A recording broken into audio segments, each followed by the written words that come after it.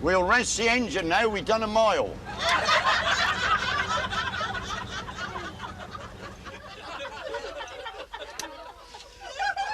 If we didn't stop in and out, we'd be round in 20 minutes.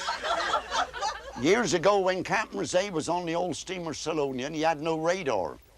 So Vic used to go to the Penninnis Head Lighthouse, where the lighthouse is, and blow his bugle to guide the Scilly into harbour.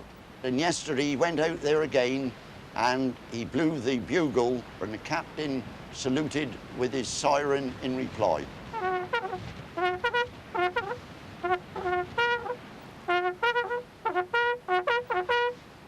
There's the Scilly arriving in St Mary's Roads. Part of Scilly's changing faces, really. I suppose the thing that hasn't changed over the years is Scilly's sense of humour. And when you think of local sense of humour, one immediately thinks of Vic Trenwith.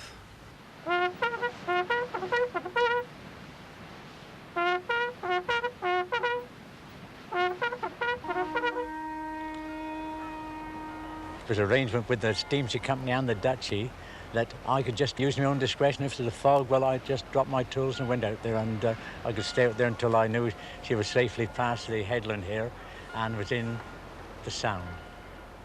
When he's heard that bugle, heard my bugle, then he's expecting then to hear the Spanish alleged bell buoy, which is ringing just there, you see.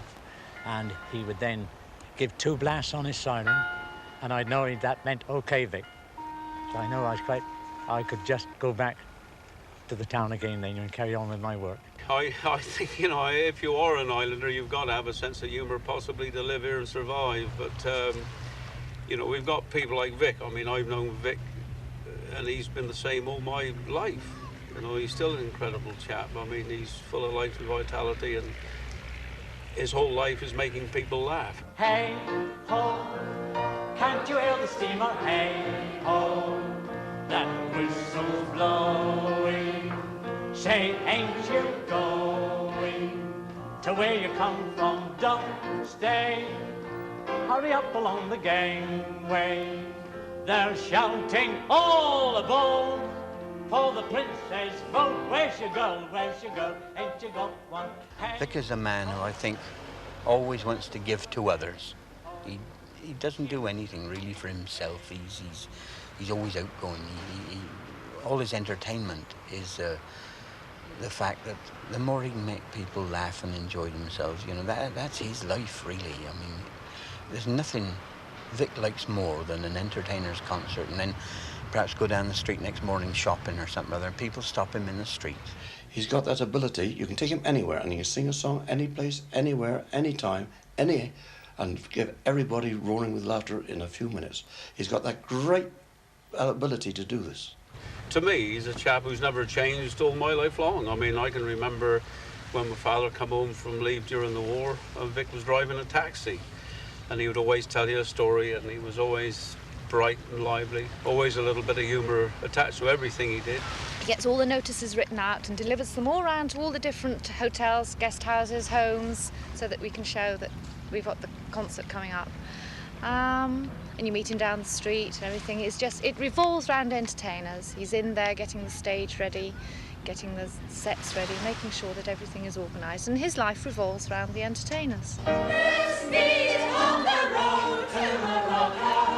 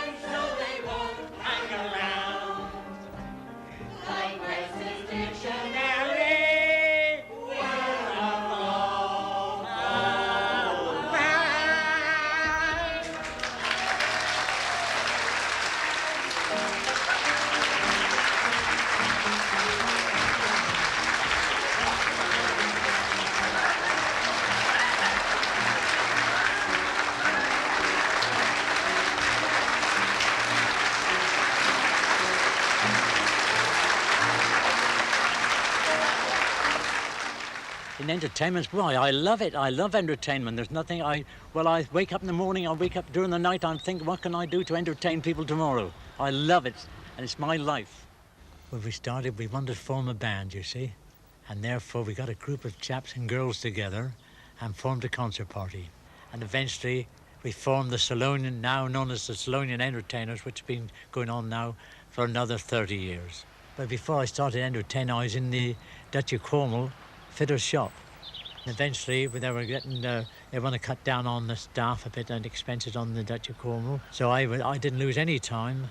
I thought I'll get a plant and start charging wireless batteries, you see. And I was very interested in radio. And eventually I got a taxi. And then so it grew and grew with taxi work. And the air service came along then. They asked me if I would provide transport. Well, they started flying from the golf course at first, and they had to share the golf course with the golfers. And I've seen the pilot land in and be very much annoyed because there were golfers in the way. And it was the Channel Air Ferries that started that way, incorporating all the airways. We got the first coach 1937, and little 14-seater it was, and Vic used to spin jokes and sing songs and recite poetry, and I drove him for years. He liked to have a driver if he could, otherwise he'd drive himself, and we carried it on, you know, in a tradition, morning, afternoon and evening tours we do. Sometimes we'd be out till 10 o'clock at night. So we used to go around the island and tell all funny tales, and when we came to number 1 to live, we used to take in visitors. And when they got out the coach out to the end, they said, "Is this her?" And he said, "Oh, yes, that's Katie." So they came up to me and they said, "How do you do?" So I said, "How do you do?" And they looked the bike up and down and looked me up and down as well. And I thought, oh, there's something funny going on here. Vic had something to say, I reckon. So anyway, I said, "Oh, give me your suitcases." I said, "I'll put them on the bike." I used to put one on the carrier and one between the seat and the handlebars and tie them on with string. It was the easiest way instead of them carrying them. So I said, "You better go ahead of me because it was a bit rocky out there." So they went ahead of me, laughing. I could see their shoulders shaking as they were going along. So I said, "What did Vic say?" And of course that put the capper on. He said I would meet them with odd shoes on. I would have a dirty penny, and I'd have a bicycle lashed up with string to take the luggage. The driver eats Yorkies as he drives around the city streets. That was nearly the dustbin then. Ronald Perry is my nephew. Well, when the war ended, he came back and I offered him partnership with me in the garage. When I retired, Ron carried on his own then, and he's doing a jolly good job. Everyone is really delighted that travels with him. We'll have a rest.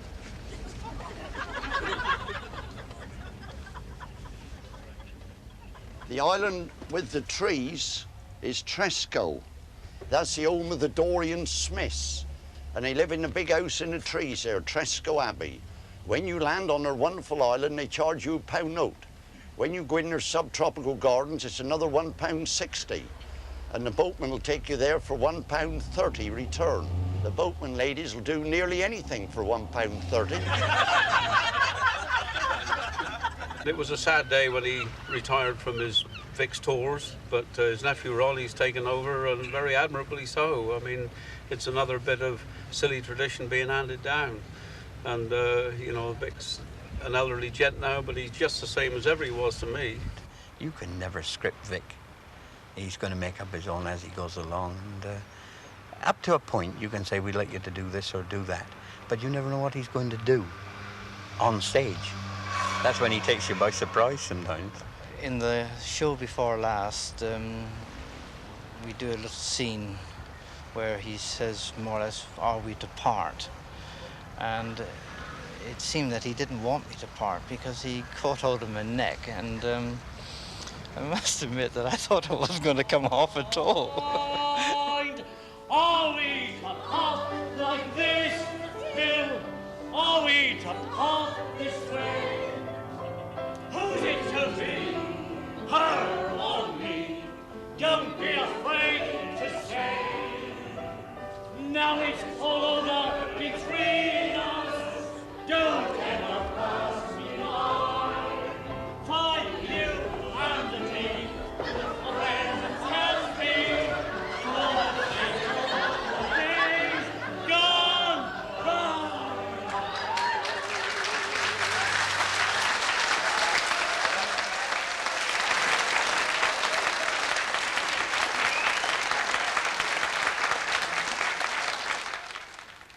My first drag performance was in 1920. I was then 19 years of age. And the secretary of the band was a Coast Guard officer.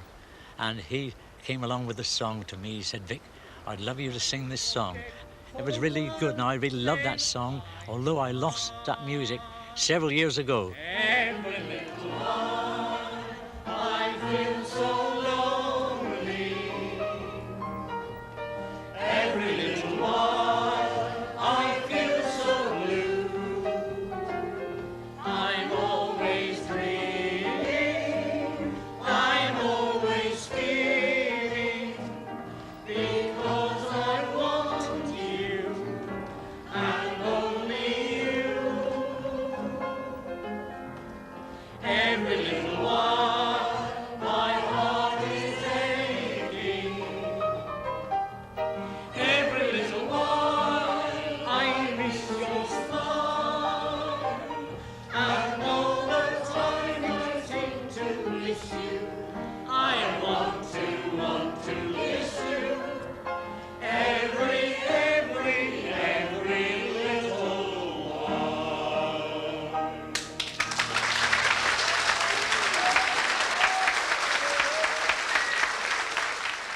I sort of look at them all and I think, well, so-and-so could do this song.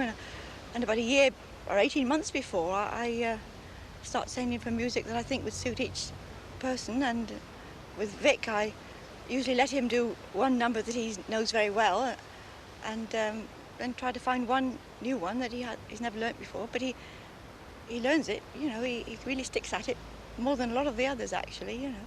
He doesn't learn as easy as he did when he was younger, but he knows all the words, even if he forgets them on the night. It's never too old to have a fling, for autumn is just like spring, And it's never too late to fall in love. Bootsy-doo, bootsy-doo, bootsy-doo. It's never too late to jump a man. That's wrong. You said it wrong. What did you say?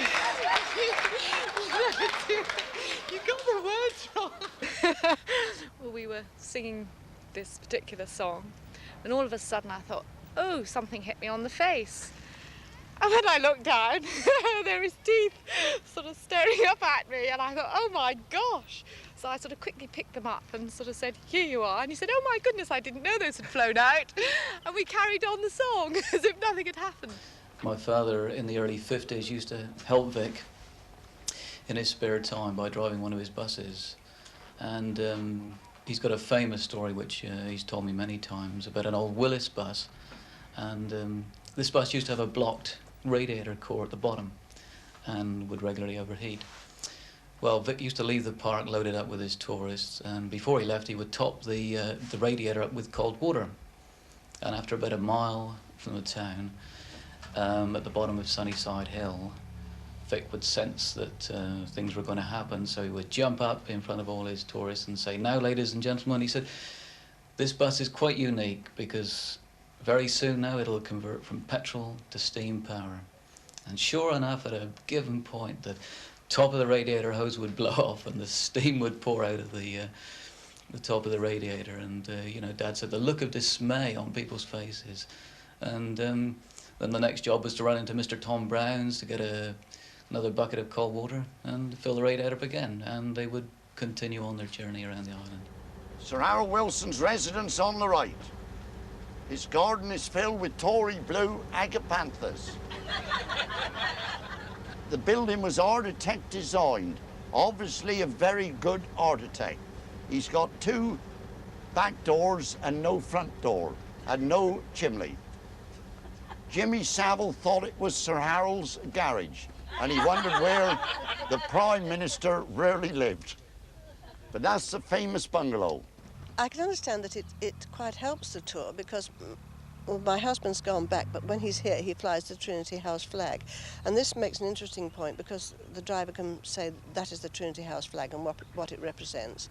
And they also say that we're the king of agapanthus because we have a most marvellous hedge of agapanthus which hasn't done so well in the storm. And we counted the heads and we had over 600 heads of blue and white agapanthus, so it's really quite part of the tour as they go round. The thing is, if we want to be sunbathing in the garden, we can always nip round the back when we hear them coming because they're rather squeaky brakes. The first time I ever saw Vic on the stage, and he was dressed in drag and wearing a wig which would have been very fashionable now because it was slightly spiky. It would have been punk now. So I thought, well, that's marvellous. He had a wonderful blue crinoline on, but I thought he could do with another wig. So when I went back to London, I went to Selfridges and bought him a wig, a beautiful blonde wig, which he was very pleased to wear. But I believe he's got a lovely new one now. Apart from all the songs, which were terrific, I can remember one particular sketch which they did, and I can never forget it. It was a Wild West sketch, and they played it at the proper speed, and the man comes in and says, "Give me a spot of rye," at the counter, and the barman says, "You'll get no rye from me today." And then somebody comes bursting in through the swing doors and shoots him, and it was Vic who was the victim, and he fell down dead on the stage. Well, they played it at the normal pace. Then they played it like a film that they quickened up, and they played it very quick indeed. "Give me a spot of rye, get no rye from me today," and bang, and down he fell. And then very slowly, "Give me a spot of rye," and then Vic going very slowly, rather like Nijinsky in his leap, down onto the stage backwards with his mouth wide open. That's the one I remember most of all. Well, strangely enough, the very first day we came to the islands, I think almost the first person we met was Vic. It was a very strange situation because the minute we got off the aeroplane, we had a feeling that there was something wrong in the islands. Everybody was very quiet. And Vic met us and took us on his bus down to the town, and then we were staying at the Star Castle Hotel, and he took us in his taxi, Vic's taxi, up to the hotel. And we said, "Why is everybody looking at each other? Why are they so quiet?" And apparently 2 boatmen had gone out to their pots that day in a storm and not returned, and they were never found. 2 by the name of Jenkins. They were cousins. There was Roy Jenkins and John Clare Jenkins, and they were drowned up near the Crim Rocks. In fact, we think the weight of sea that broke on them killed them. They weren't drowned, they were killed with the weight of sea that broke on them. Oh yes, yeah, the wreck of the Isabeau was a famous shipwreck. That was October 27th, 1927, when the Isabeau of Genoa, a grain ship, went ashore on Scilly Rock, which lies the back of Briar. She went ashore in dense fog one evening. The St Mary's lifeboat put to sea, the Jenkinses of Briar put to sea, and Vic himself took part in that rescue operation. He was the engineer of a big launch called the Nor. Well, Vic, this is a little bit of Scilly in history in the making again, isn't it? It's very nice. You were years and years on the buses on St Mary's, running around and thrilling holiday makers. Yeah. Now we got you out here almost at the scene of the crime, as it were. Scilly Rock and the wreck site of the Isabeau. Yes, and I believe you were there. It brings back memories. Yeah, well, actually, we were at Samson at that time on the Dutchy Trot boat, of course. I was in the engine room. And had it not been so fog so dense and I had my engines running, we should have heard our sounder siren. Yeah, I believe it was very dense fog and a tremendous groundswell running under. I mean, you know, people don't realise, but with Scilly Rock and the ground sea here, it comes really crashing in over the rock, doesn't it? It does. They were all night rescuing the Italians. They rescued 30 of the crew of 36. A lot of the Jenkinses were nearly drowned. When they were finishing the rescue operation next morning, the wind was gusting to 90 miles an hour. And when Vic was coming down with the launch from Samson, her keel was coming out the water. He was the engineer of that. And he had 6 Italians down in the engine room with him, and they were frightened out their wits. For taking part in that rescue operation, Vic and the Jenkinses of Briar and the crew of the St Mary's lifeboat were awarded bronze or silver medals for bravery at sea and a signed certificate signed by our old friend Signor Mussolini. Well, we think of it as the cruel sea, because we've known many, many tragedies around these islands caused by the sea, and of course other tragedies as well. We never thought we should get one so near us as we had a few weeks ago with the helicopter crashing. There were about 20 loss of lives, which we would like to see all of them saved, but of course there were 2 Scillonians on board, you see. There was Megan from St Agnes, and of course there was Lucille Langley Williams. And Lucille I meet her quite a lot because she belongs to the Scillian Entertainers as well as the theatre club. But she does the making up of me for when I'm doing drag. Of course, you know, I was lucky in a way with Megan semi-conscious. I was really the only one there who knew what was happening on Scilly, and I was able to tell Howard and Ellen in particular, because they obviously needed distracting, what would be happening on St Mary's. So I was able to tell them as soon as we heard the maroon that they'd all be rushing from wherever they were. And then the second maroon, we knew she'd left. And then we waited till we heard her out in the fog. We expected to see it afloat. At least I did. But the shock when we just found the luggage and the survivors in the water was quite tremendous. But the fact that we found them was a bit of thank God that we did, in fact. There was one peculiar thing about that accident. A little boy called Howard, which was rescued, recognized me when he came aboard the lifeboat from actually the entertainers'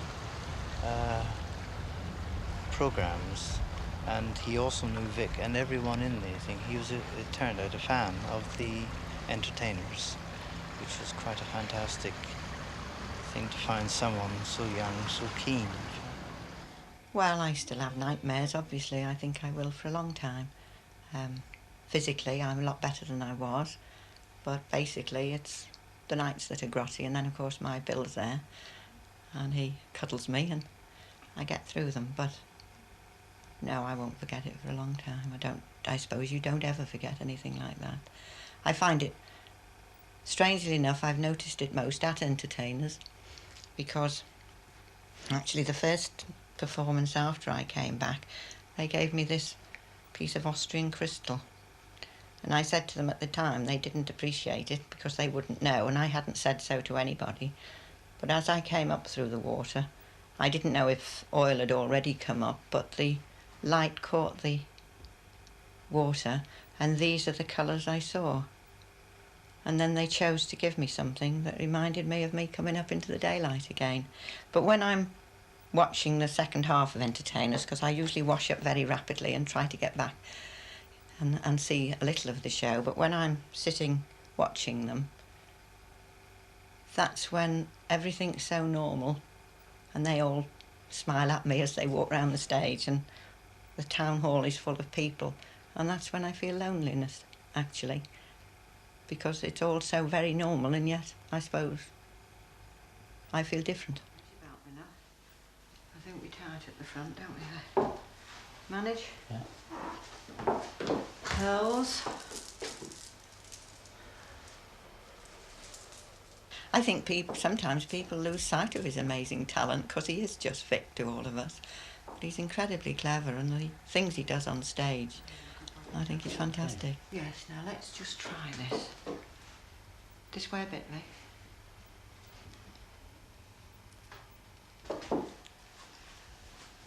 One of your husband would surely have given you diamonds. Does it look nice? Looks lovely. Give me 12.